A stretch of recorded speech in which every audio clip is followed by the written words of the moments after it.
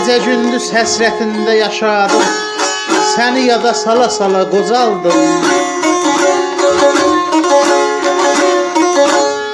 Ağlar keçdi günüm ahıva ilə, bulut kimin dola dola qocaldım.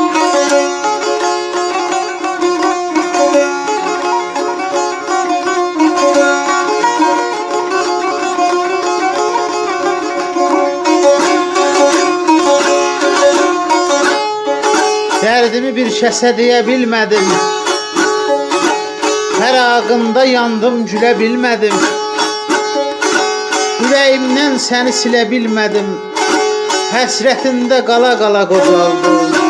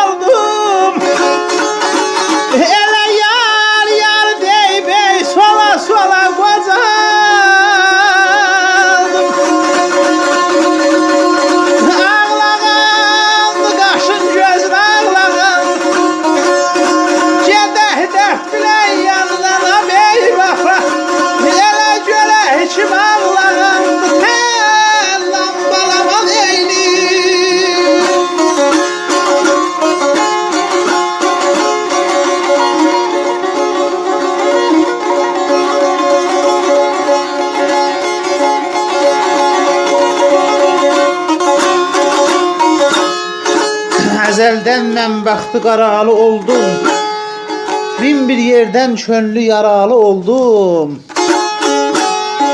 Ağlaram bilmirəm haralı oldum, yar deyib sola sola qocaldım.